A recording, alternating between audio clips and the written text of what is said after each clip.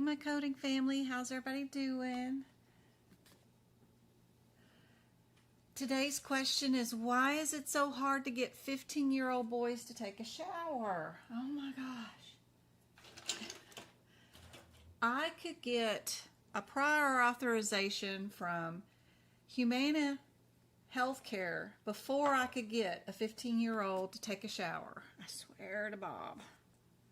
How's everybody doing? How's y'all's week? Hey, Trina. Hey, Yasmin, Fagan, Emmy, Anjan, Tracy, Mabel.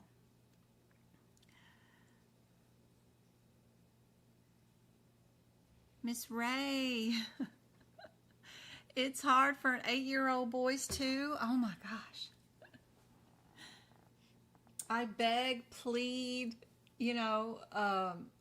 threaten, barter. I've even tried the sympathy cards. You have a 73-year-old grandma that lives with you. You can't give her school germs. Any little thing. Ugh. Still not in the shower. And he's been home for 2 hours now. Hey, guys. Life. All right. Let's see. Where's my live for today? Where am I at? Right here? Well, let me get the Word document up for this video today. Here we go. This one right here. Do that one, and then I'll put it back to, yeah, that one. Oh, Lord, what happened to you? You're like all over the place. Wrong today.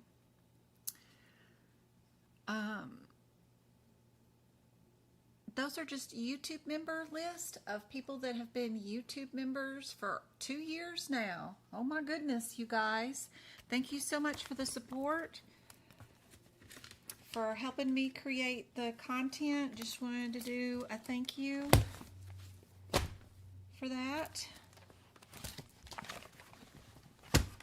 Oh, let me get this desk where I can do something with it. All right. There we go.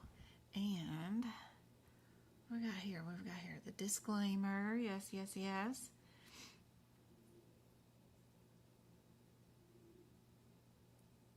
Does anybody know the answer to this question? But I also wanted to ask you guys, do you guys have any questions you need to ask me? Any codes or any advice? Anything going on in your guys' life that you need or want to talk about? Sully, thank you so much for the gifts. Thank you for the friendship bracelets on TikTok. Thank you guys. I got 15 of you guys. Thank you for the taps and the likes and the shares. You guys are awesome. I hope I can make you. It makes me so upset. She says, my daughter now? Oh no, Oogie Boogie. That's crazy.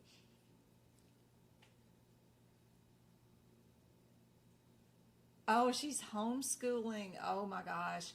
I was homeschooling both my boys too. I did Travis from kindergarten. He finished kindergarten in public school, but it was a little bit too stressful for him. So I brought him home and did homeschooling for him. And then that's when I adopted James too. So I homeschooled them both first grade, second grade. And I made it half the year doing third grade with James and Travis. But James is not a homeschooler person. He's very unself-motivated. So with mommy at home and no peer pressure from any other students, he's not going to do any work. He's the one that refuses to get in the shower right now. So I had to put him back in public school. And then he carried out and has been in public school the rest of his life. Travis stayed home till junior high. And then he's in high school now and a member of the cheer squad and doing great. But homeschooling is a full-time job. I did it with 2 kids or 1 kid at home with a full-time job. It is crazy. It's hard work for sure. Junior high math is no joke. It is crazy. I don't want to go back to doing that right now at all. First, second, third grade were great, but you start getting up into a lot more bigger projects, it's harder for sure. Does anybody know what two component factors the E&M code in the emergency room setting do not have?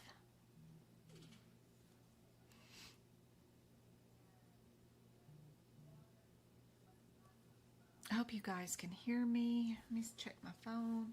Why is it going off? That's one of my kids. Oh, sorry, TikTok. I hit the wrong button. There you go, TikTok. I'm back.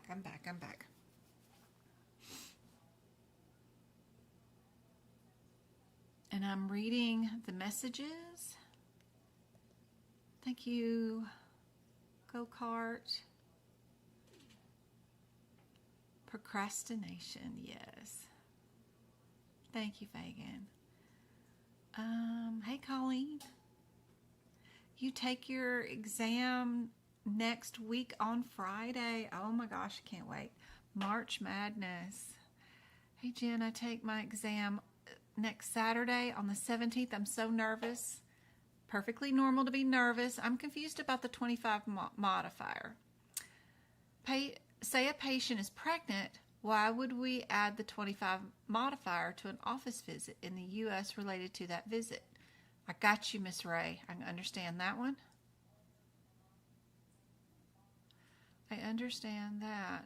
However, it's related to the reason of the visit. You got it. I got you. Is anyone planning on taking the CCS?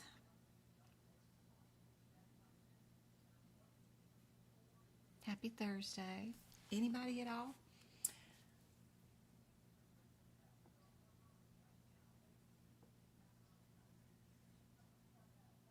Trying to get accustomed to her learning environment.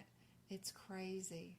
I do have a question. I have 2 attempts for the test. What can I do with those? Nothing. If you don't utilize them, they go away. You don't get to transfer them. You can't donate them. They don't give refunds on those. So either you can attempt the attempts or you lose out on that money. You can pay for extensions and extend them out a time, but there's nothing you can do with those, unfortunately. Miss Jen is doing the CCS. Lucky 13. That's awesome, Samantha. That's great. I've known people take it much more attempts before they find me. I hope you do very, very well. How many more attempts do you have, Samantha? Do you have this attempt or do you have 2 attempts? I can't count. That would be 2 attempts if she bought two, so she would have the 13th and the 14th still available. If you don't pass this 13th time, Samantha, then please get a hold of me and we'll do like a one-on-one session before you do your 14th time. You are not alone, Kristen. One of my very, very first people that I ever helped back in 2019 was a CCS person. So I've been helping AHIMA people pass all the time. Did anybody figure out what components or factors or elements, I guess it should say, that ER visits do not have that other codes do?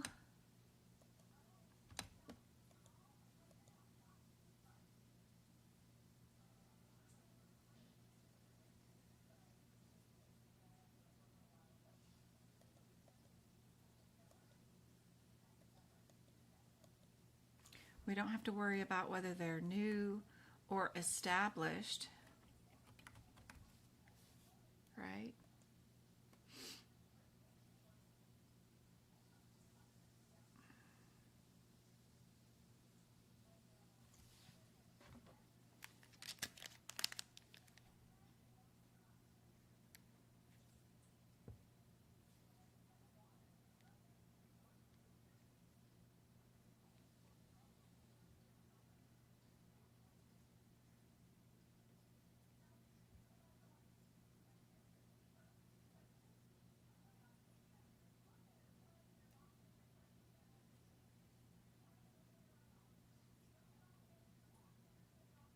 I need to turn Grandma's handycam down.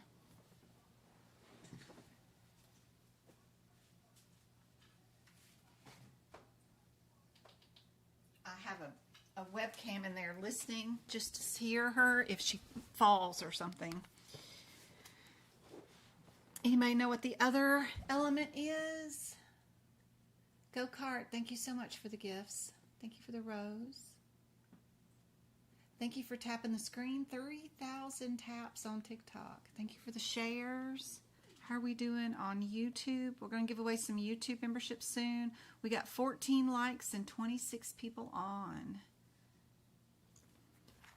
Anybody else know? Yeah, they do have time. I'm looking for something that they do not have. So I'm looking for things that they do not have. I believe. Wait a minute. Did I just... Two.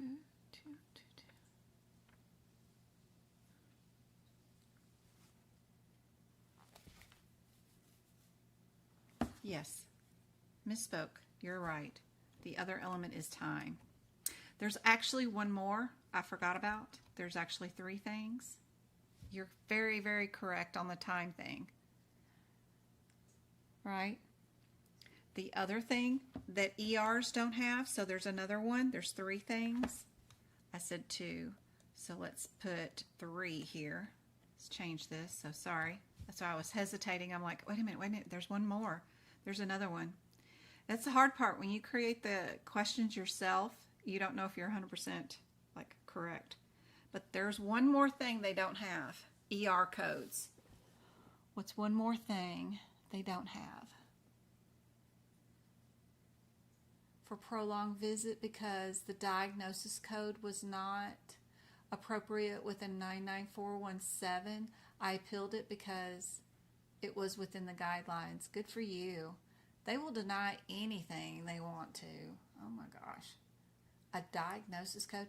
You're finishing up the CIC course? Oh my gosh, you are so brave. Are you kidding? That's all fill in the blanks. I am terrified of that exam. I have the practice exam questions for that, and I'm like, each question has 15 diagnoses and 23 procedure codes with modifiers, and oh my gosh, you are brave. CRC is multiple choice correct. Yes, at this time it is. Yes. And is it as difficult to pass as the CPC? I don't know. I haven't taken the CRC certification exam yet. I hope to see what it's about. It is their second most popular certification besides the CPC. So a lot of people do go for it and do become certified.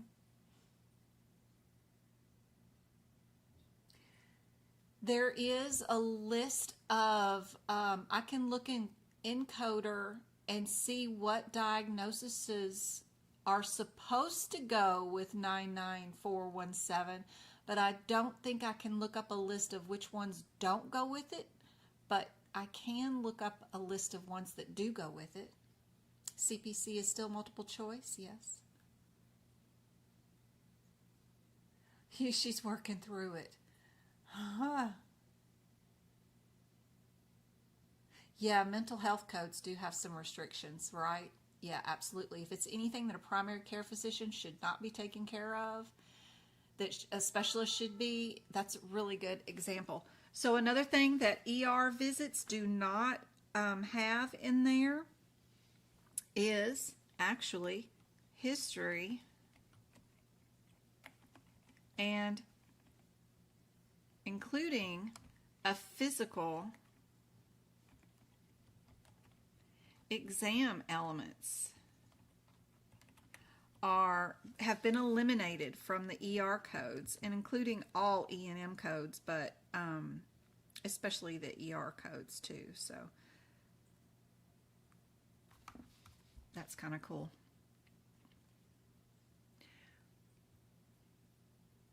These codes right here What is your header? And what would you think of if you saw 99234 as one of your possible answers? What should immediately shoot in your head about that particular code if you're doing a medical coding certification exam without looking at the CPT book? This is the flashcard time. So, flashcard headers we do for just the E and M codes.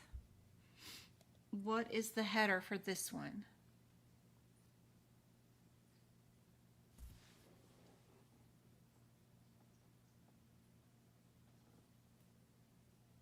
Just got your ambulance coding. That's awesome. Certification and found out my job that they were upcoming. Awesome.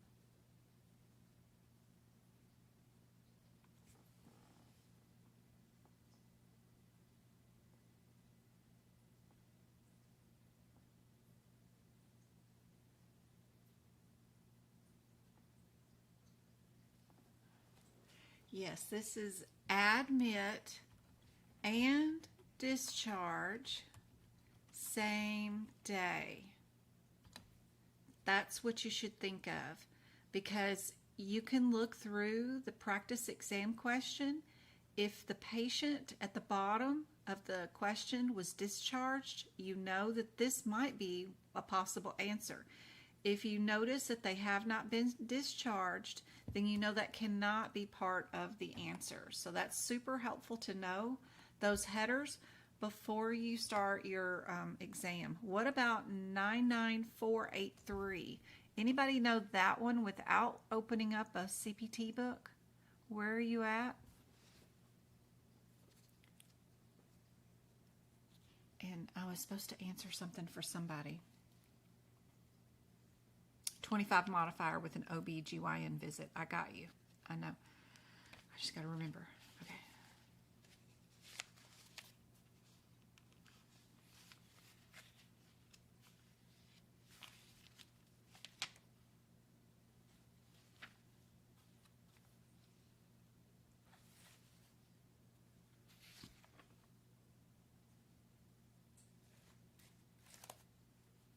If you guys are on TikTok and the view is not the best, I am streaming this live on YouTube, which is a better view on devices. 483. 483. Cognitive is all you should worry about or think about. ADHD appointments, that kind of thing, is the header for this one. Because if they're going to use it as a possible answer on a certification exam, the patient will be here for either dementia cognitive visit or a child with ADHD visit. So that is just the header that I like to use for that particular code. What about 99459? If by chance you've never heard of that code and don't know anything about it, it is a brand new code for only 2024, and it's only in that particular book. It's not in the 2023. But we're supposed to know it without looking in the book.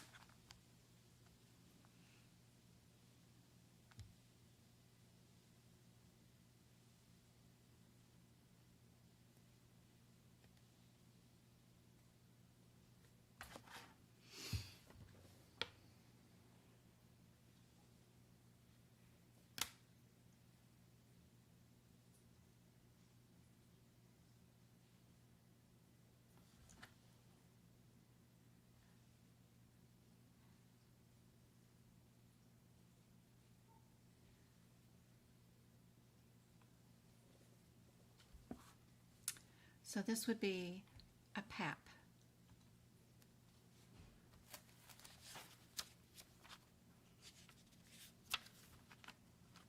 The new pelvic exam code.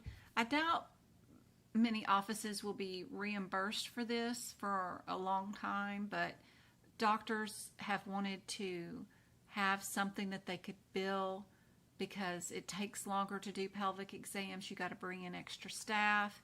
You got to set up a tray. You got stuff you got to throw away, or cryo, not cryo, but autoclave. So they want to get extra reimbursement for pelvic exams.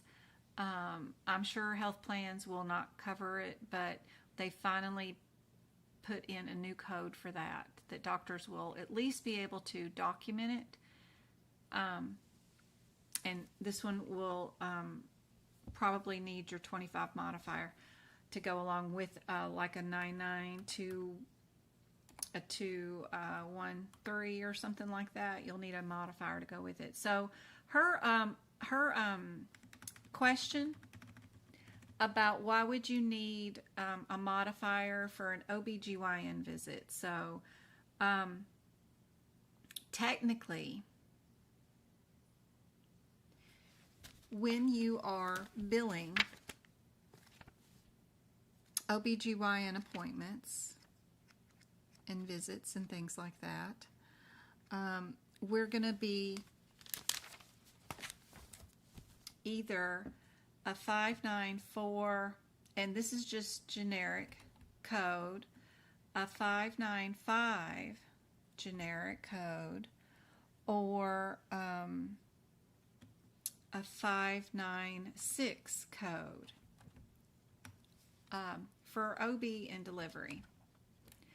What happens during OB is that when you come in for your positive pregnancy test and you get referred out to see your OBGYN and you start seeing your OBGYN monthly, right?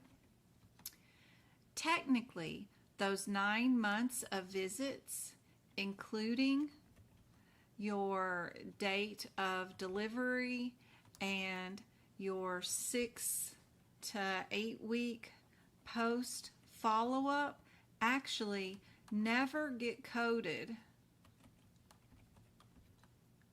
or billed until you can bill one of these codes after the delivery of the baby.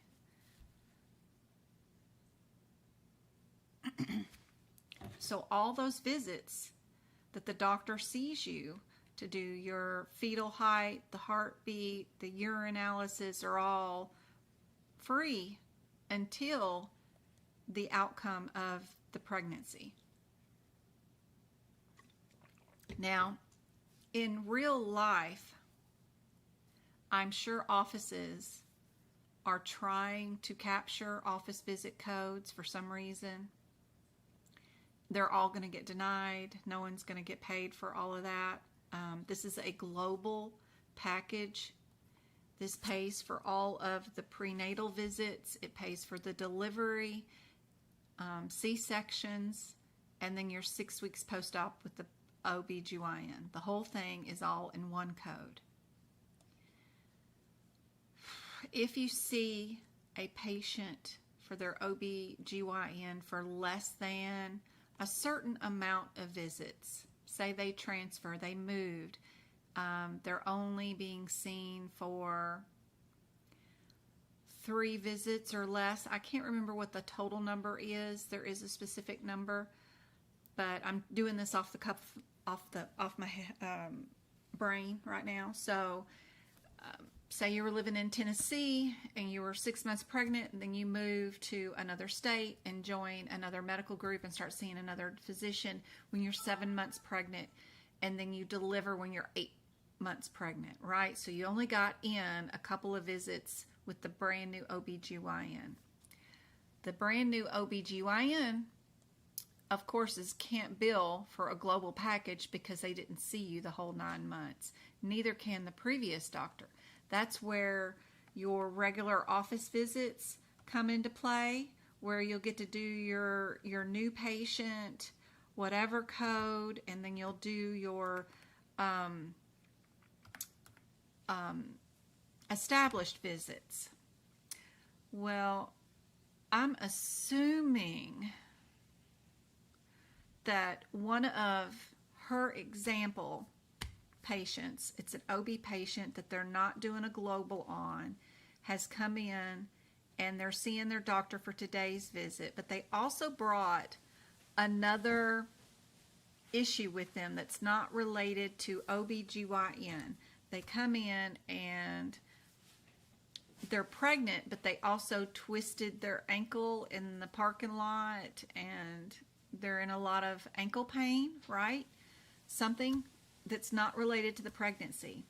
And that doctor has to do a history and physical on that body part and see them and make a decision about that ankle that is separate from their pregnancy. That's where they would bill another whatever to go along with that visit, and then they would add another modifier to go along with it. So one visit would be their normal OBGYN appointment that's not global, and then another visit would be for their ankle issue or whatever the other issue is, and that's where you would get 2 E&Ms. Technically, on a normal, when you're seeing the patient the whole time during their OBGYN visit, we have dummy codes that we put in our EHR system that track our patients, because we need to know and keep track of, okay, did everybody that's pregnant come in for their 1-month follow-up? How do you do that if you're not going to bill or code for anything until after their delivery, right? So we put in dummy fake codes into our EHR system that mean that this patient that we are doing a global package on came in today for their regular office visit. And we did their urine and fundal height and all that stuff. Well, what if one of those patients came in and we've got a dummy code in place for their regular office visit, but then we're going to also bill for their ankle issue that they come in for today? That's where we would bundle our dummy code and another office visit with a 25 modifier. Now, how that gets into the health plan and gets paid for, I don't know, but I'm not a medical biller.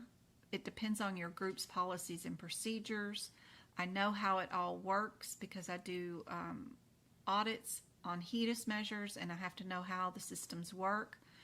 But it is all based on your own company's policy and procedure. They will have to have their own policy and procedure on how they handle global visits with another visit along with the same day, and they have to provide you with that policy and procedure. But normally it's a dummy code that you have in your system. It's just sent for tracking information. It lets the insurance company know, yeah, this one came in for their global visit. We pay $0. That dummy visit has a payout or billable charge of 0.00. So you know it's a dummy code when it has a automatic fill in that's the price of the visit. This one will have a different price, of course. This one will have the $85 or $2,000, whatever price your medical group has for a specific visit. But one of them will be at 0 rate, and one of them will be at the regular office visit rate, unless you are not seeing your OBGYN for a total global package and they broke up their pregnancy and are seeing you for like 3 visits during their pregnancy. Then you could do 2 visits with your 25 modifier, and both of them would have money populated in the claim amounts. Anyway, I hope that answers your question. Whoever had that question about the OBGYN, but you're seeing them and you got 2 office visits, how would that happen? That's how that would happen. Real life stuff is totally different. This is absolutely nothing that you would have in your medical coding exam situation. What you will have in your medical coding exam question is simply, all you need to know is your 2nd and 3rd digits. If your patient is a 94 for their second and third visit, that means they had their delivery of that baby the natural way, right? That's supposed to be a G. I don't know what happened there. They had a natural delivery. If it is a 95, that means it is a C-section. And then if it's a 96, it means that we have had a C-section before in a previous pregnancy, but we are going to attempt a natural delivery today. But we may end up being another C-section. And that's really handy to know because you can eliminate answers super quickly by just identifying and knowing the differences between the second and third digits of these CPT codes during your exam, because you can check your exam question, and if the outcome of the delivery was natural, you know you can eliminate any answers with 9-6 and 9-5. Those will never be the answer. The only answer it could be would be one with a 94 in it. Then you just need to know, did they do all the prenatal care, and will they be doing the post-op care, which is inside your question. I've talked for a long time. Let me check chat. They normally bundle the codes depending on the codes. Yep. I hope that was helpful. 4,000 taps on TikTok. I got 10 of you guys on. Please continue tapping. Aw, thanks, Go-Kart. I hope that was helpful. Let me check YouTube, see how those are going. Do you do lessons for CPB billing? I haven't done that course yet. You know, I've done a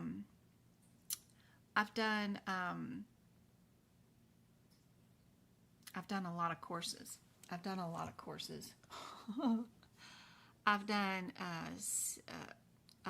not even done the CPC course, but I've done the CRC course, was just the latest one that I finished. I've done COC course. I've done COSB, some sort of surgery, something or another course. Where is my website real quick? Because my brain is not working right now. I was on a OBGYN.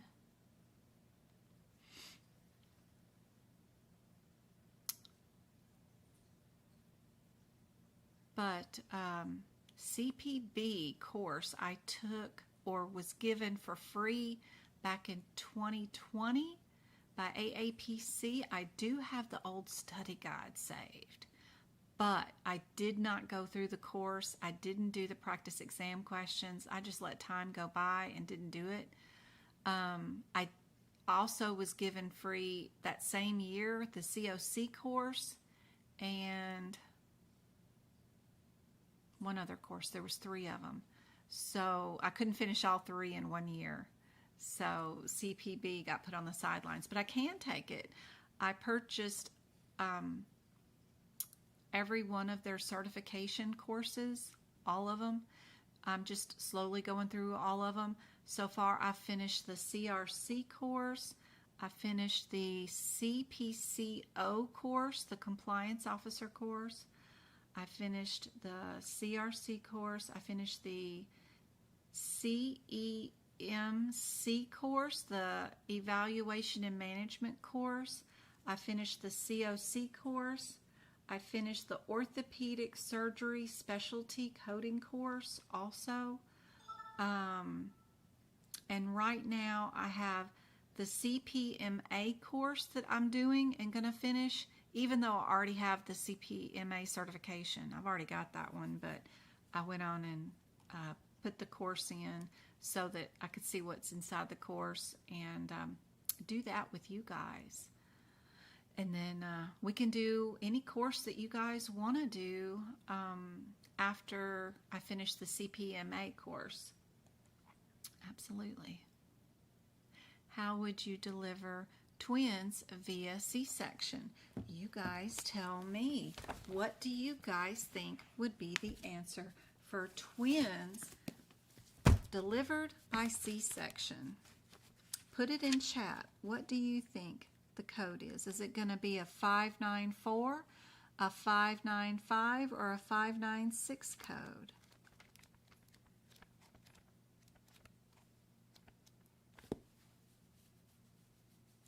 What do my notes say about it?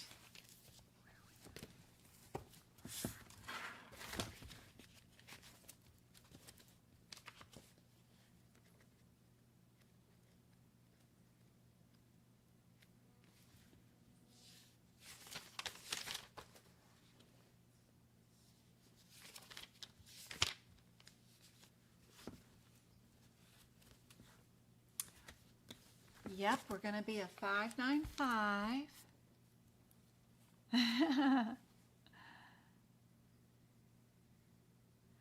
What else do you think is going to be the code? What else? We're going to have twins delivered C-section. Perfect.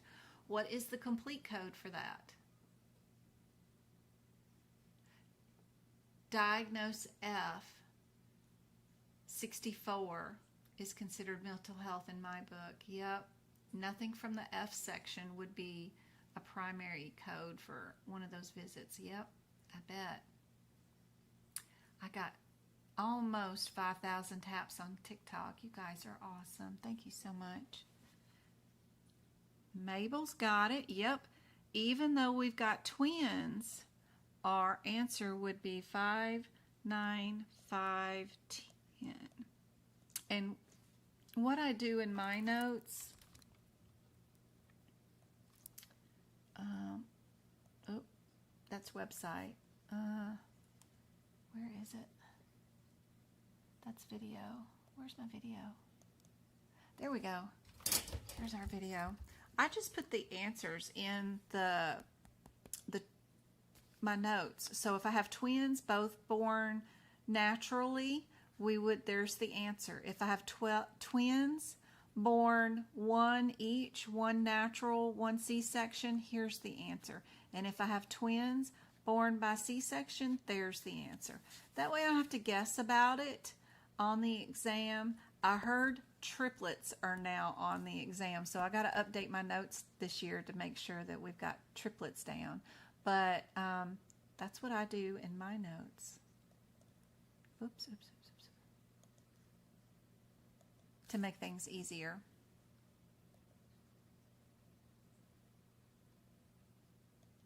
So I don't have to think about it during the exam. I'm already under a lot of stress, you know. I just want to go look up the answer and be told what the answer is. All right. How soon after a service is provided to a patient should a provider complete the documentation? Is it as soon as possible? There is no hospital policies indicating. A physician or mid-level provider are allowed 7 days and nursing staff is allowed 24 hours. Critical care, such as ICU or ER, should be documented within an hour. Anybody know what the guideline is for this?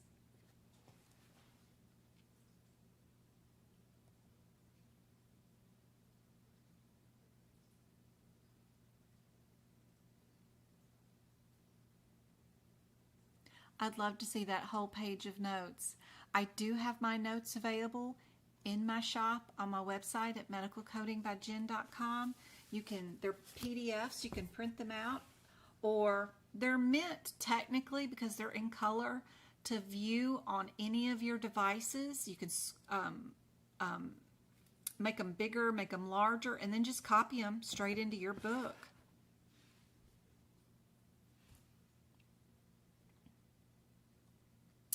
Correct. Everybody's got A is the possible answer for that one. Perfect. Good job. What about developing an internal policies is beneficial to every hospital? All of the following are examples of appropriate policies development, except for which one? A policy to add late entries, a policy to timeliness of documentation, policies of risk prevention, or policies for record retention. We're looking for an exception. So which one is incorrect?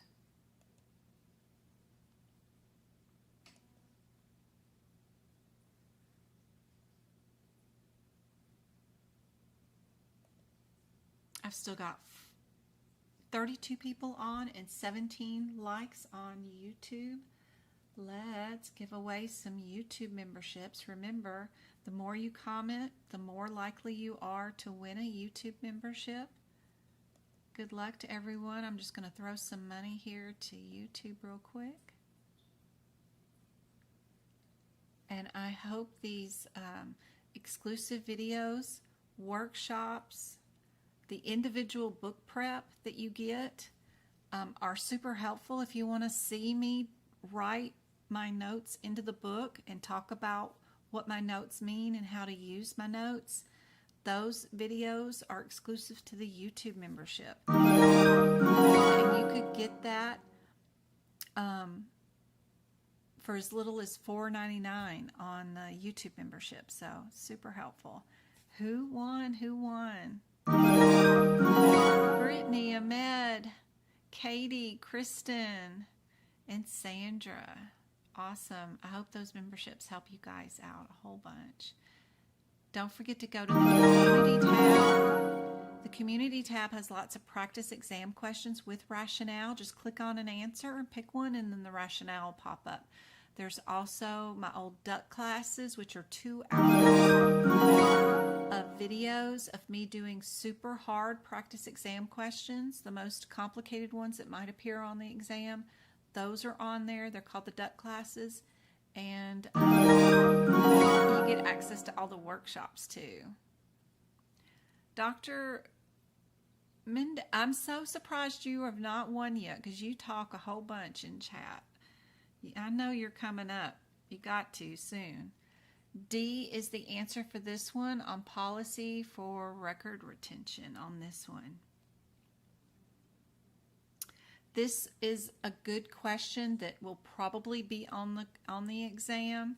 It's probably going to be rewritten in a different format, but they are definitely going to ask you about medical necessary services. So be sure to know this guideline. Which of the following does not meet the definition of medically necessary services? Is it a newborn with suspected sepsis who requires lab workup, a patient diagnosed with an ear infection that has a chest x-ray, a patient with leukopenia, fever, frequent infections who requires a lumbar puncture, or a patient with foreign body in the esophagus who undergoes an EGD? Which one seems incorrect? Thank you guys on TikTok. Almost 5,000 taps. We got 9 of you guys on. I hope this is helpful.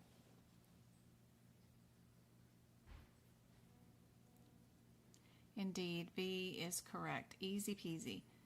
Ear getting chest done. Minimum necessary. Another guideline that will definitely be on the certification exam. You will see this type of question somewhere on the exam. It might be written differently, but they will ask you about this question for HIPAA during your exam for sure. What is the definition of minimum necessary? Is it past, present, or future payments for the provision of health care to an individual? Is it protected health information may be used by a covered entity for treatment, payment, healthcare operations and activities? Is it a covered entities take responsible steps to limit the use of disclosure for the request and protection of information? Or is it about information that includes in the individual's past, present, or future physical or mental health conditions?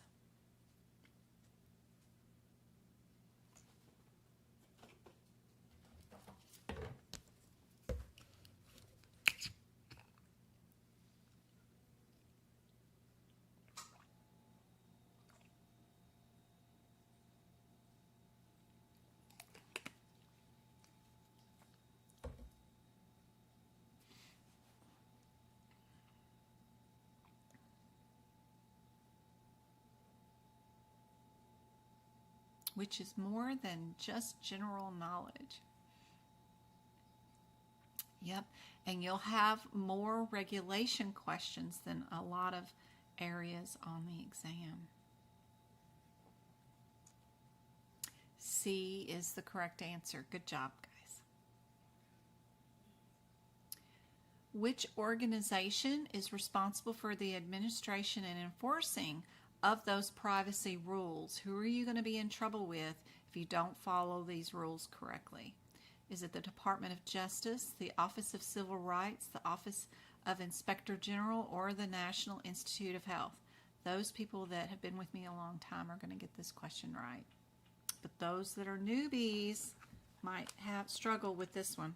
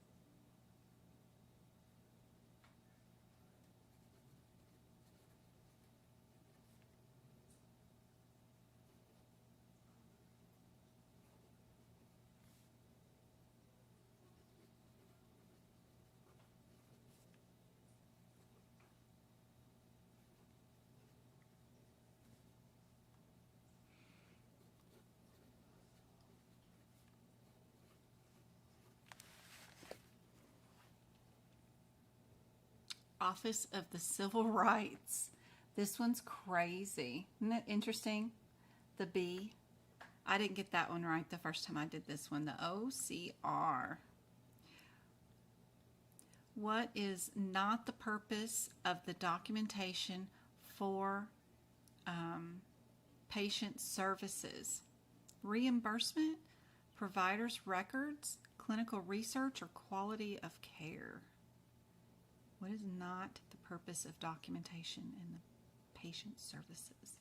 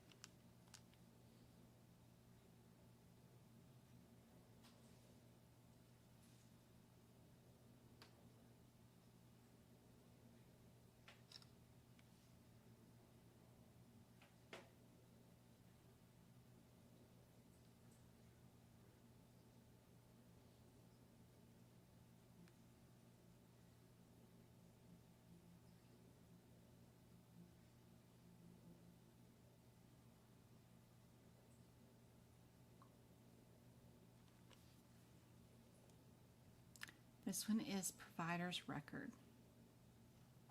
That's the answer that they're always looking for on that particular one. There's another rewritten question for medical necessity. Is it reasonable and necessary, cost effective, care must be within 72 hours, or care will be provided as an inpatient? Which of the following is the definition? And we know that that one is definitely A. You want to look for that reasonable and necessary one, right? I thought we had go.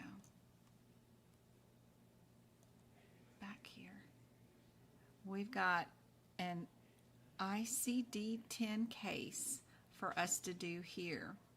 I like to do these where we try to think about what might be the answer before we even bother looking at the patient chart or anything, just to see if we see anything that might lead us to a correct answer without looking at the question, because you know the question's full of a lot of stuff that is super unhelpful, a lot of traps inside those questions.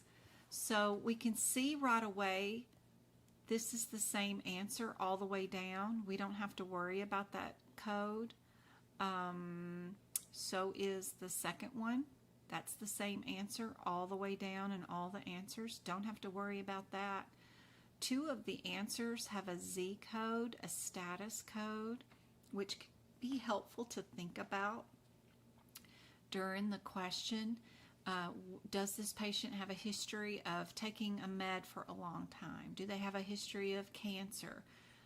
Do they have a history of a transplant? Something like that that would need to be documented. A history of an amputation, you know, those kind of things are always documented. The other thing I see is two of the answers are divided up into R55 or an R40. That could be quickly looked up and divide these answers into just two super quick.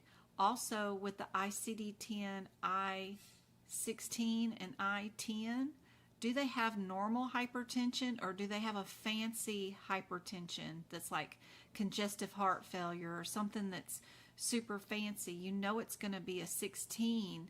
If it's just a plain old regular easy peasy hypertension, then you know it's going to be the I-10. Knowing those differences before you look at the exam question can help you eliminate answers right away if you know those differences like that. So probably I would look to see at my bottom to see if this patient was given a normal hypertension or not. And then that way I could eliminate two really quickly. Anyway, just what I would do. You guys can develop your own strategies, but we've got 5 impressions here.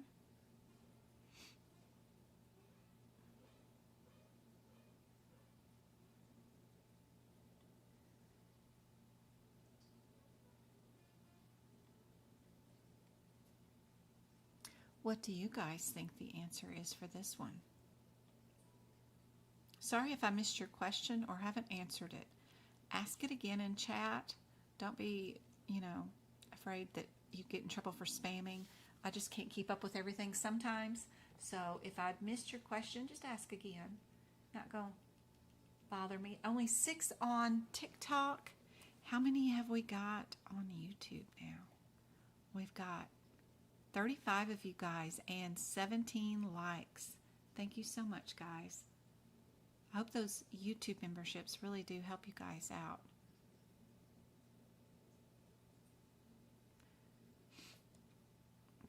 So you can tell we've got our regular old hypertension, right?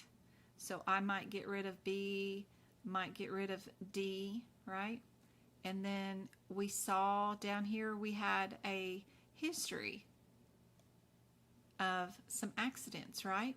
And so C and A both have the history, so that's helpful. Then it would just be a difference between your R's, your R40 or your R55. 1, 2, 3, 4, 5 codes. And 5 codes. Both of them have 5 codes.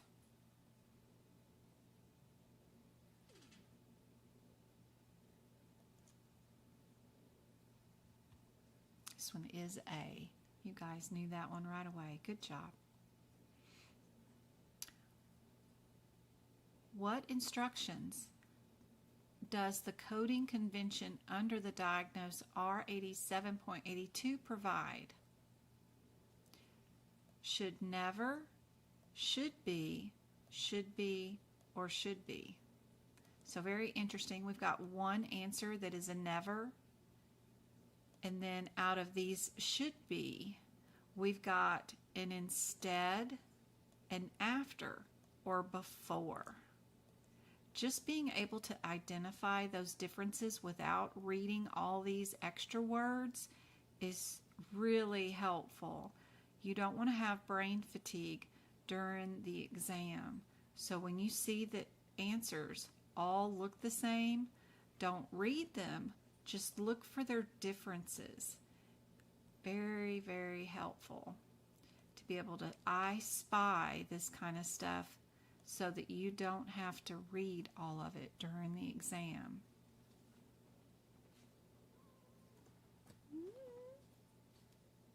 That right, Sammy? That right?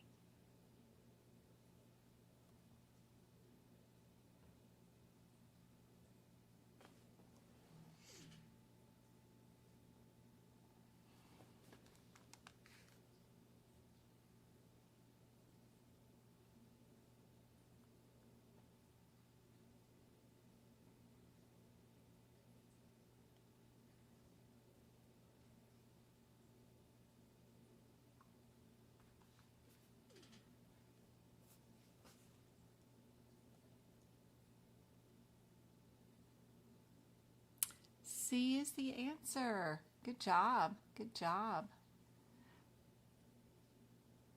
What was your question?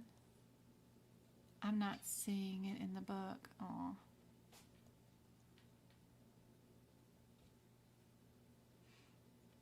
Yeah, you got to stop at your R87. Stop there, and you'll see probably the use additional code.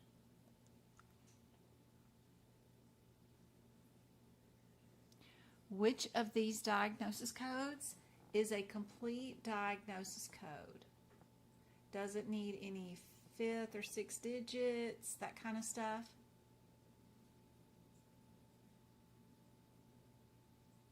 You'll probably get an exam question just like this during the exam. They love picking out certain codes and want to know, and then they make you run to every single code before you can find the correct answer.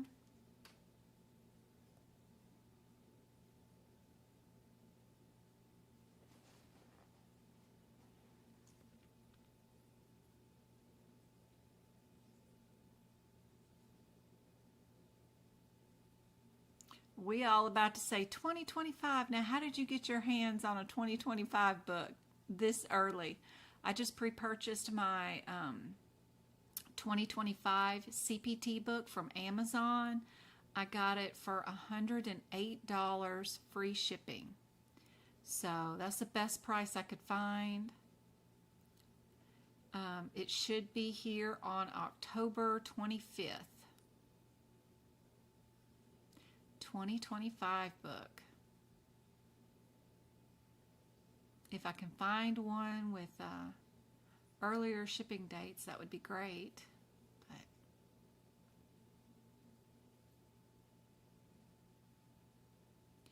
what do you guys think is the answer for this one? Which one of the following is a complete diagnosis code? This one has 4 digits. This one has 5. That one has 5. Good Lord. This one has 3.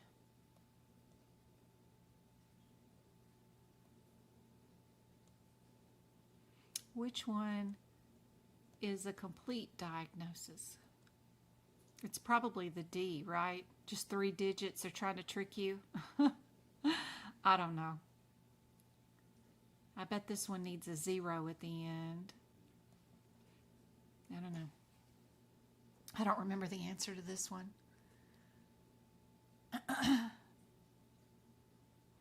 It is D. The 3 digits. I knew it was a trick. It's probably the trick. The 3 digits. Yeah. All the other ones, this one needs a fifth character. The F14 can't go by itself. You have to have another digit. You got to have the sixth character to go with both of those in the M85 code. So the only one that doesn't require any additional digits is just D. But you can spy that when you're looking at the answers. Like, you know, they're meant to be tricky. So you would never suspect it would be the 3-digit one. They're going to have you spinning your wheels running to all these codes. And it end up being the last one that's the tiniest that you would assume is not complete, right? And you're not even going to bother looking it up because it's got to be one of the ones that's bigger. And I don't know. It's just human nature to think that D isn't the right answer. So you got to think against human nature for sure. Which of the following conditions is not included in the D68 2.2 deficiency of other clotting factors for hereditary? Which one of these is not part of an inherited clotting factor disease, right?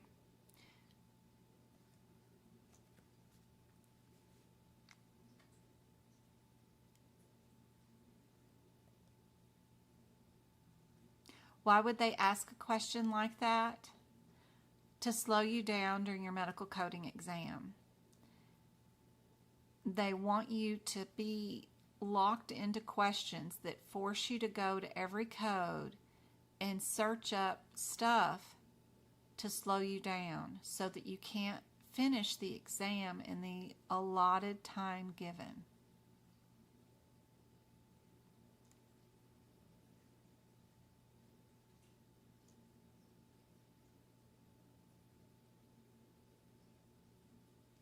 And plus they want to know if you know that 3 digits can be a complete diagnosis code.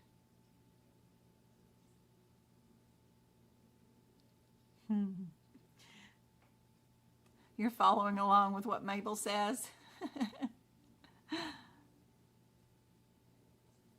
This one is not inherited. The rest of them are all congenital. Part of genetics.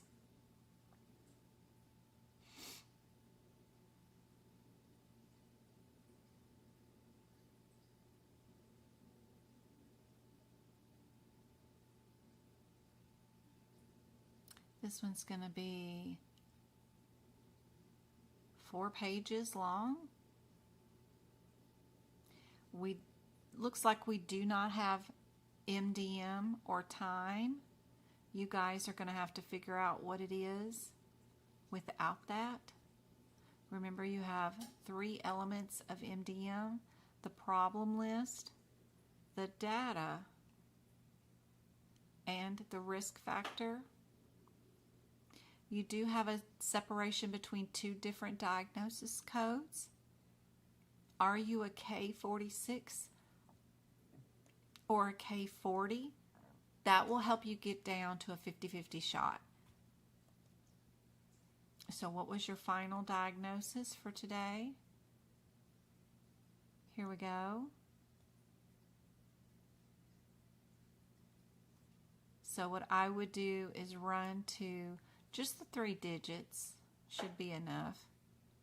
The K40 and the K46, figure out which one matches that, and then count up your problems, your data, and your risk factor, and pick your answer. Let me copy this and maybe move it closer to here so that you guys can see it with the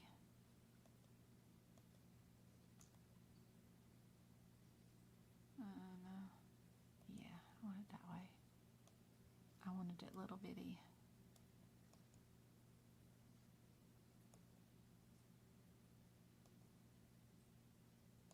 There we go.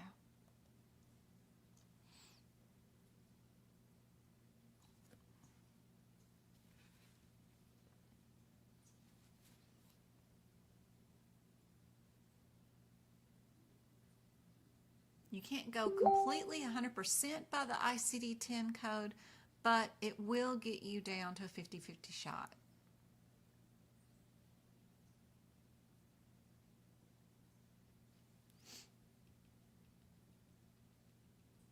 What do you guys think is the answer?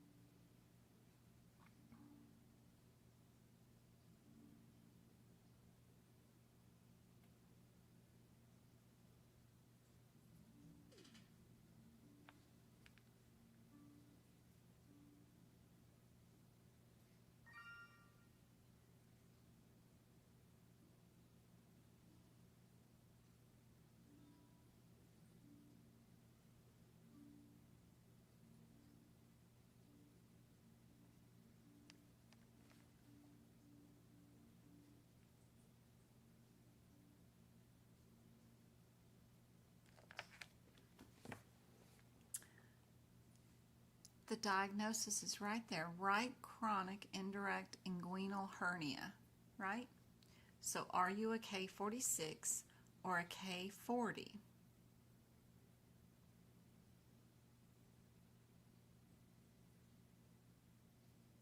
It's right there. Your impression.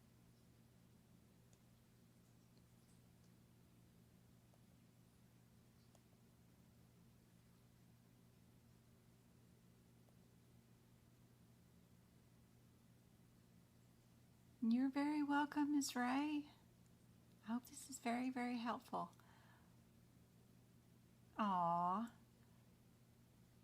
No worries. Shauna, I'm so glad you're here.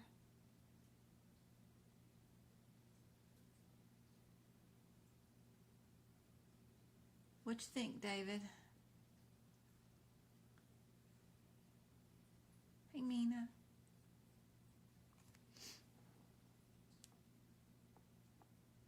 Thank you, Go Cart, for the gifts on TikTok, and Diana Howell, thank you so much. You guys are so helpful. Almost have 10,000 taps. Thank you for the shares, too. Awesome. So if you guys are going to pick the K40, are you a level 3 or a level 4 office visit?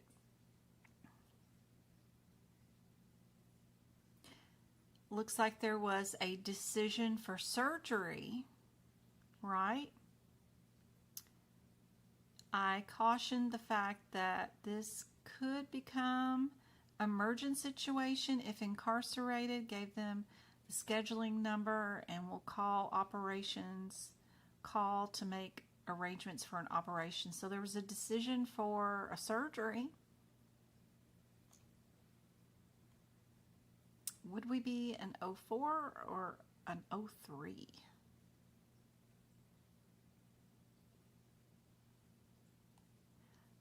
Oh, 04. See? I saw a lot of B's in there. This is a new patient, which is coded, yep. And medical decision factor, we have a chronic condition that is exasperated, which is moderate. There's no data, but an elective major surgery without risk factors is still a moderate. So we have 2 moderates. That means we are a 204. Meaning C is our answer. But it's super handy to have the 50-50 shot. At least you got it down with the diagnosis code. And then just remembering that the patient came in today for their problem list, and it's hard because you guys can't control what you see, but right here we had a chronic condition listed as their problem list. So you know chronic means your problem list would have been moderate. Decision for surgery is moderate. So there's your two factors that mean moderate. But it's hard when y'all can't control the screen and see the whole question like this. But I think you probably could have got it if you had it available the way y'all could look at it. Hopefully.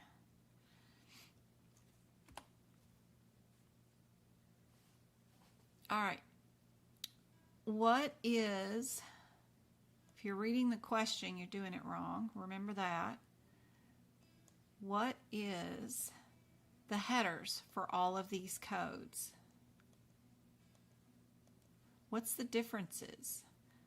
Some of them are 8s in the 4th digit. Some of them are 9s in the 4th digits. That is significant for these particular codes because of what?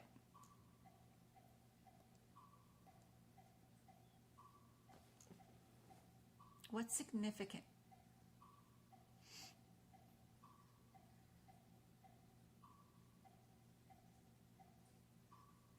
It's a pattern. What kind of pattern is it?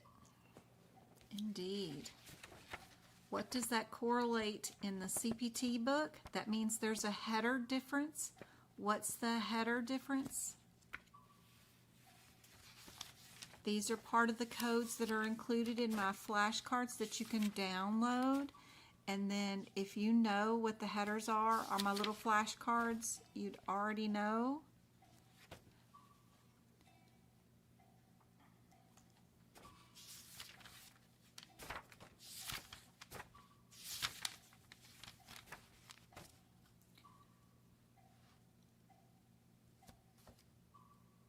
The 8s mean that the patient is new, and the 9s mean the patient is established, right? So we just have to check the question quickly to see if our patient is new or established. That can help us eliminate 2 answers. And then the difference between the codes after that point is just a patient's age. So we don't need to know why they're being seen. We don't need to know any history. We don't need to know anything other than their age and whether they're established or new. So we're only going to be looking for terms like the patient returns today. That means that they've been seen before with that word return, those kind of things, just in case they happen to not say new or established.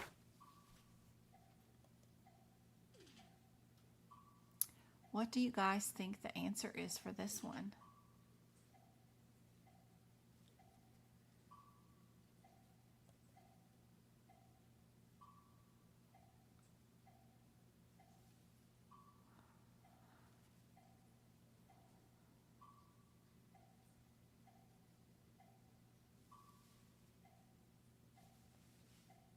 Oh, they got the metronome going off in the living room. Can you guys hear that thing? They're doing music lessons. A is the correct answer. Easy peasy, right?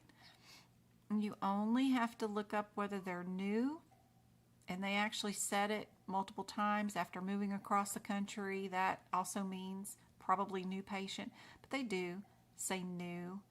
And then you just need to know how old they are, 2 years old. And that's it. The rest of this you don't need to read at all.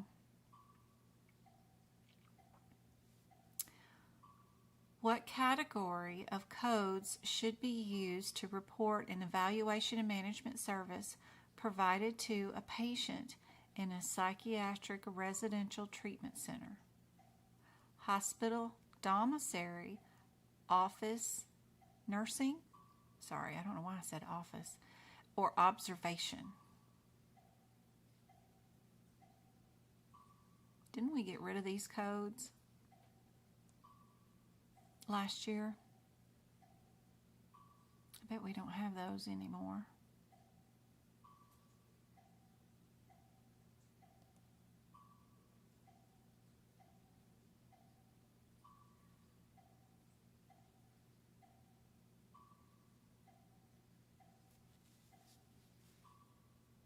Y'all can't hear the metronome? Oh, I'm so glad.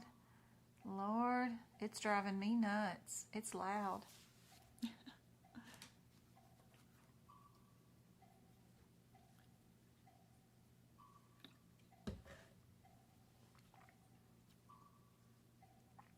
I hope he got a shower, or me and him are going to go rounds.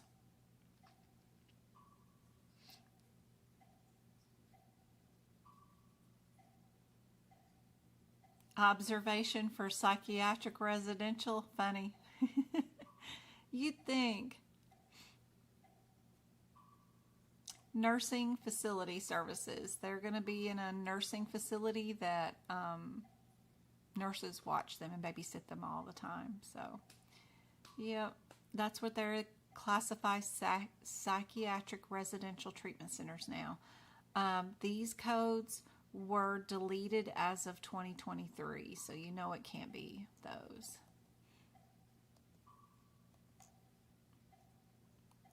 Observation just means that you're admitted to an inpatient status hospital by a physician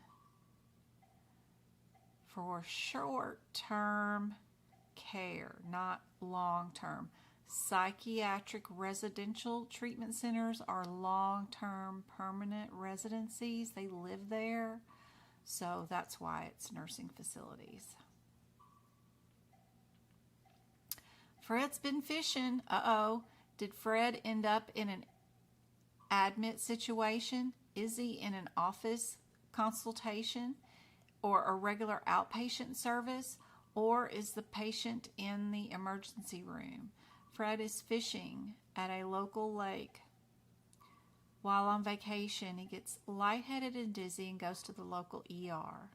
He's evaluated by the ER and discharged from the ED with a diagnosis of dehydration. What is the E&M reported for this visit?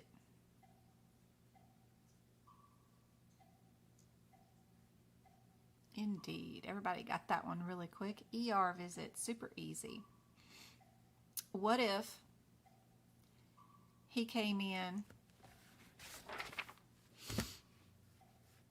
and was so dehydrated they actually ended up losing a pulse or something, and they did 25 minutes of critical care services on Fred, getting his pulse back. But they still ended up discharging him same day.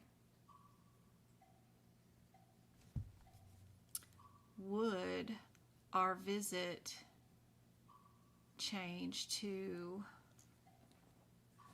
let's see, let me change one of these. Probably not the consultation. Let's change this one to critical care.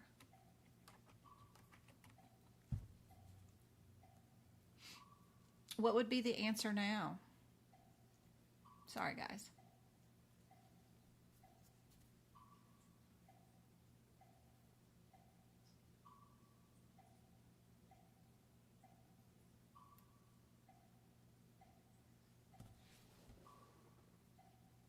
Would it change? Would it still be the same answer?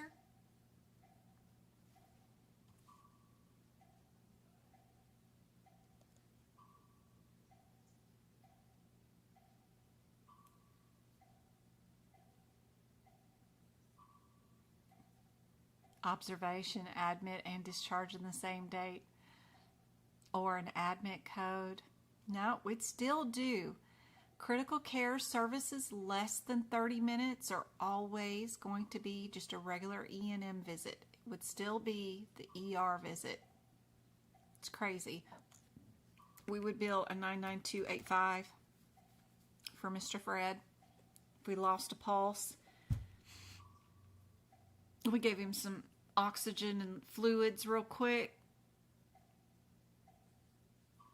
Probably bill him for like a central line or something right in the neck or something, and open up an IV bag or something and pour it in, you know, get his pulse going again. And we probably would observate him for a little bit, but the note doesn't indicate that, so it just says that. And for observation, you have to say and see in the chart that the ER doctor came to the patient, did a full head and toe assessment, says you can't leave, here's some orders, I want an IV, I want this, that, and the other thing. Then the physician comes back to the patient, does another full head to toe assessment again, and then discharges. They can't just see the patient once and discharge. That's not observation. Observation means that they get evaluated at least twice by the physician. So we don't have indications of that. We just got Mr. Fred was probably out here in the high desert, 120-degree weather without water. I don't know why people hike out here and think they don't need to carry any water. So he was just evaluated by the physician once, pretty critically, but was discharged without another evaluation. If the physician evaluated him twice, and the first time they evaluate him, they said, you can't go anywhere, I'll be back, that's where you get the observation from. But this one would be a 99285. Anyway, just playing around. As the code, the question is written, it's ER visit, of course. All right. Extensive, moderate, minimal, or limited. What are we doing? We're doing only the amount of data reviewed in this particular example. So go find your data in this question and tell me, are you extensive, moderate, minimal, or limited?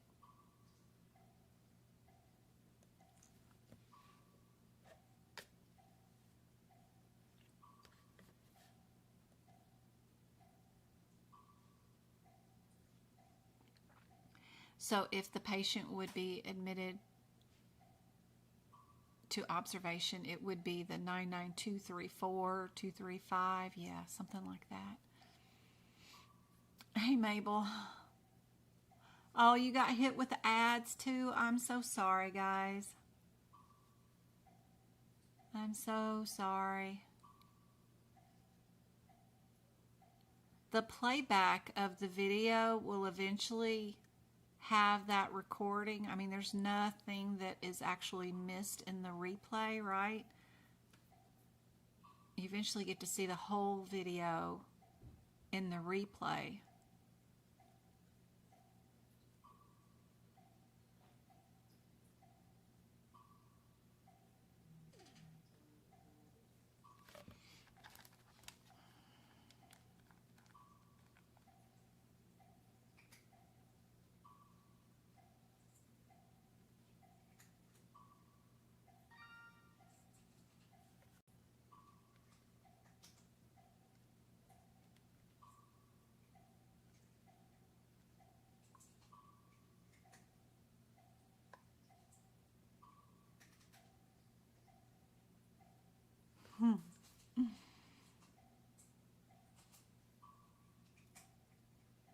Howdy, Elizabeth. How's it going? Good to see you. So using that chart on page 9 of your CPT book, if you're in the 2024, patient had what done? Ordered. The doctor reviewed outside records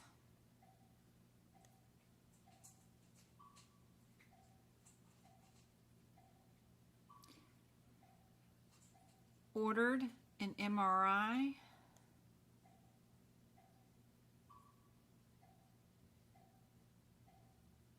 The outside records were from the primary care physician, and then also reviewed more records of an ultrasound. So that is 1, 2, 3, because they ordered an MRI, they reviewed the ultrasound, and then they also reviewed records. So we have 3 data points.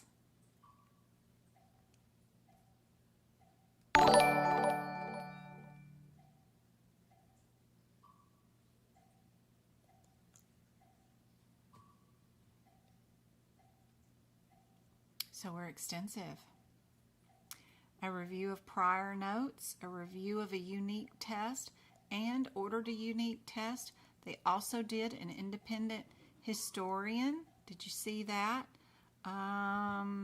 Called the patient's primary care physician and discussed with Mary possible options. There's 4.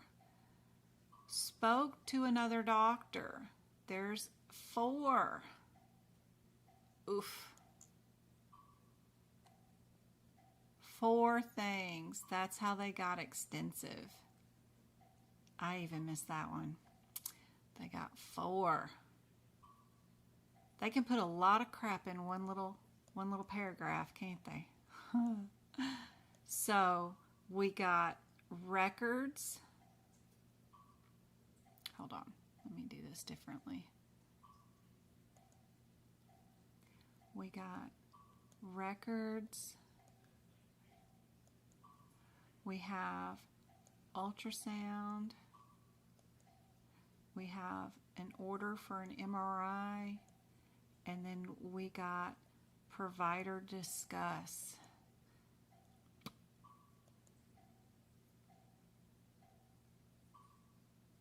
What did I miss? The MRI didn't stay. 1, 2, 3, 4. That's how they got extensive for data. Crazy, isn't it?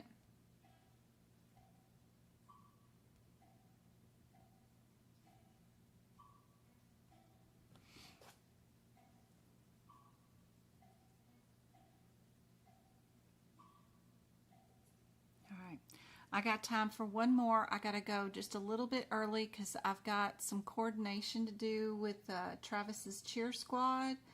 I got to get a video for a donation that somebody did for Travis's cheer squad.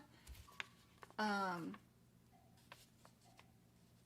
got an insurance company to donate some money for Travis's cheer squad. I'll show you guys on TikTok. Look, $600, and I gotta go give it to the coach.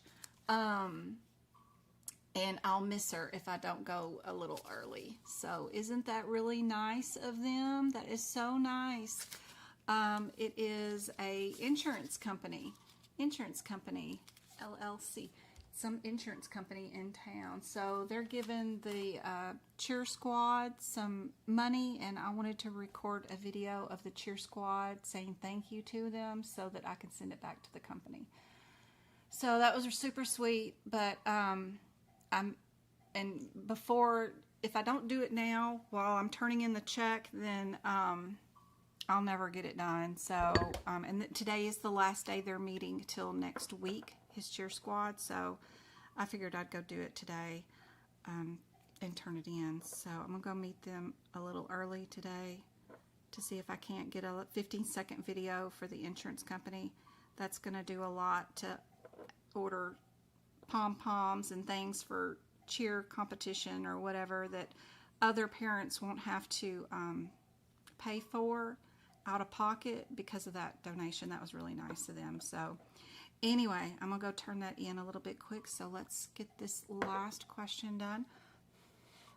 Are we new or established? Do you guys see that if you look at the first two answers, the fourth digit is either a 0 or it's a 1, and that's a header difference. So if you know what those header differences are, you can quickly eliminate answers without opening a book. And that header difference is just simply whether a patient is new or established. So if we look in here and see whether our patient is new or established, we can eliminate two answers, and then it's just a difference between an R code or an F code for the reason for the visit. Would we use an R code or would we use an F code? What do you guys think is the answer? Isn't that nice of them? That is super nice. It doesn't matter if the doctor is new, not for ER visits.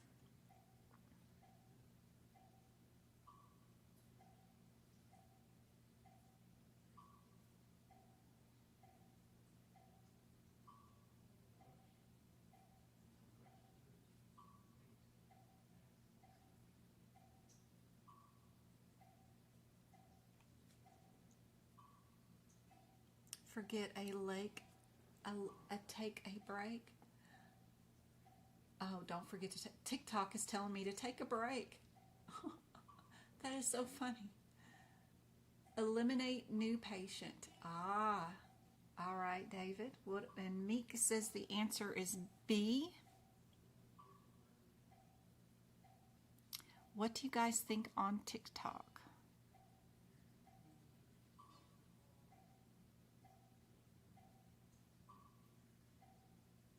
We've got Dr. H sees Mrs. Jones in the clinic 8, in clinic 8 for syncope while watching the Olympic torch go by. He is a new provider to the neurology department. Dr. D is also in the neurology department and saw Mrs. Jones last month, but is on medical leave for a couple of months. Dr. H performs medically appropriate history and exam. Dr. H orders a CT scan, a comprehensive metabolic panel, and a CBC for the patient. The final diagnosis given is suspected psychogenic syncope. The patient makes a follow-up appointment to see Dr. R in 1 week. What is the diagnosis and the E&M reported? So we do have a new physician to the medical group, but if the physician is of the same specialty, then that makes this patient an established patient. We can't bill new patient for a physician that is new just because they're new to the group. That won't work. With coding. If this physician was of a new specialty, like a cardiologist, and this patient had never seen a cardiologist at this group before, then we could bill a new patient. But this one, we got to eliminate those two. So we know they're established. Are we a 14 or are we a 15? Or are we going to bill an R code for a symptom? Or are we going to bill an F code for a mental health condition?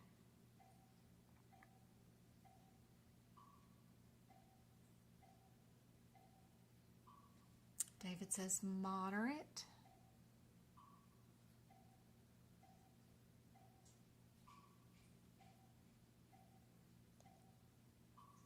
Dana says D. I have a new job interview tomorrow and I'm trying not to be nervous. This will be my first job in the medical field. Aw, congratulations. Hey, use me, April.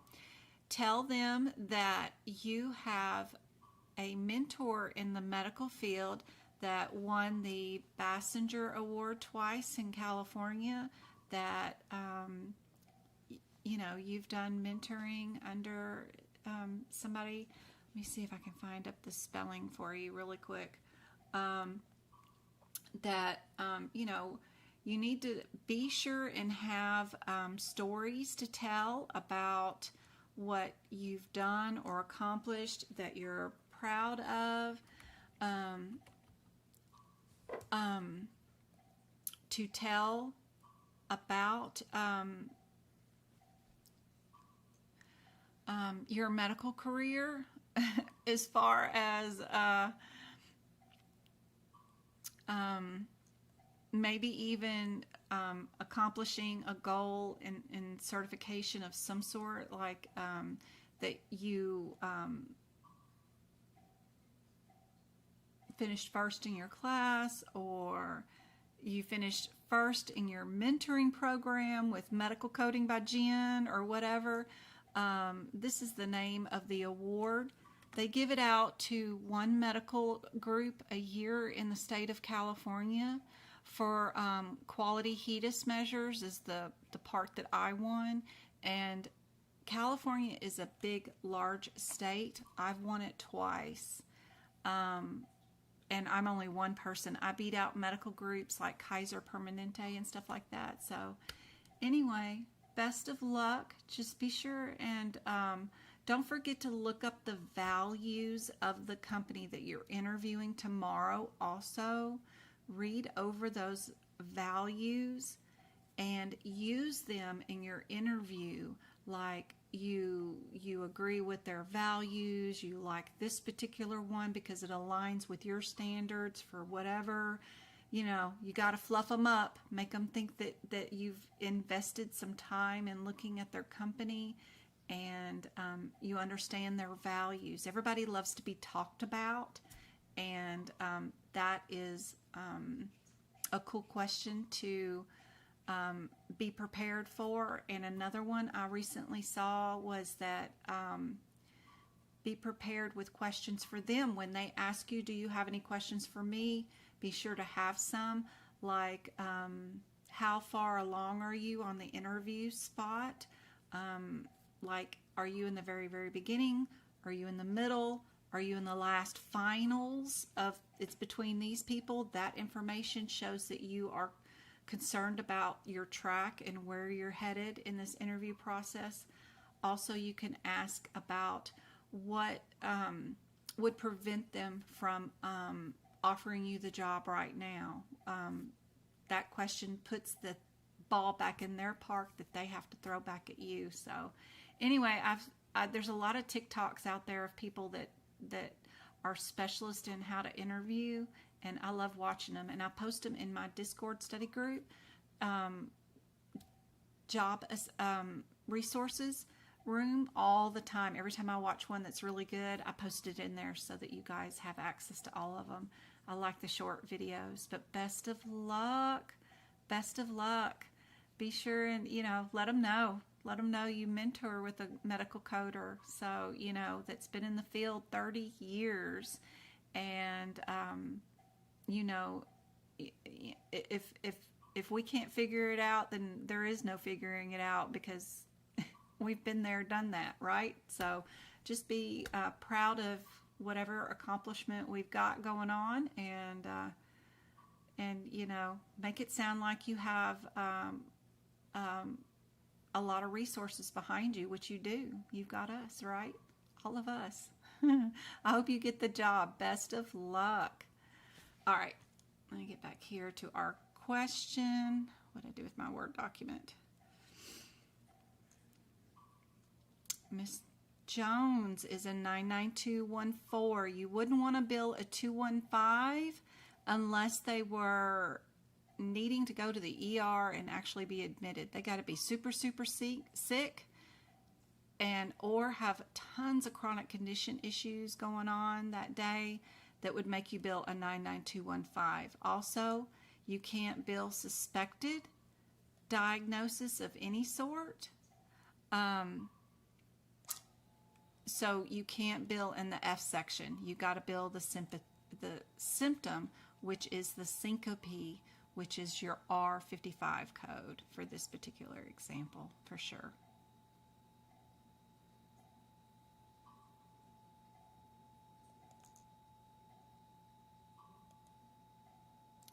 best of luck tomorrow. I hope this was super helpful for you. It's entry level, but I did pass my exam, so now I have the CPCA. Aw, that's awesome. Best of luck. I hope this lesson was helpful for you guys. All the best, David, for your exam. You're taking your exam at the end of August. I hope I can help you out. There is a ton of replays of my videos on YouTube, completely free for you guys. Don't forget about all the free resources on my website on the resources tab. There's even free practice exam questions underneath the practice tab. In the YouTube channel, we've got free practice exam questions for everybody under the community tab. Tons of stuff to help you guys out. Don't forget you can book 2 types of tutoring with me now. One for like $40. I just want to call Jen and talk to her personally one-on-one for an hour. You can book those now. Or if you want to book for me to do a practice exam with you that I build of questions that you haven't seen before and see if you're ready to take your certification exam, you can book that tutoring session too. They're all available on my website at Medical Coding by Jen. Be sure and pick the right tutoring, because if you book the one with just calling and talking for an hour, I'm not going to have any prepared for you for practice questions, you know. So be sure to book the right tutoring. But I hope to see you guys. I hope that helps out. I did my first call Jen and talk to her for an hour and ask her advice on everything question today. So that was a lot of fun. I hope that's helpful for you guys. If you need different times and dates than what are available, go on and book it. That's fine. And just tell me in the booking situation, hey, I need this changed to this date and this time, and I'll change it. Don't worry about that. But I hope that is super helpful for you guys. So there's multiple ways to book with me if you want one-on-one now. And we're going to do a workshop for medical coding, CPC, on the 18th. I don't have it placed yet, but as soon as I get back from Travis's cheer, I'm going to book it and put it on the website. So we'll do a workshop on Sunday the 18th where we'll do 75 practice exam questions in 3 hours. So I hope to see you guys on Sunday with me, but I've got to skedaddle. Love you guys. I hope this was helpful. You want to see Travis cheer? Awesome. Okay, you got it. I'll go get a video of Travis cheering, and I will see you guys tomorrow. We're going to do 2 more hours of tutoring for free. So same place, same time. Come back and see me tomorrow. Okay, guys? Love you. Proud of you guys. I will see you tomorrow night.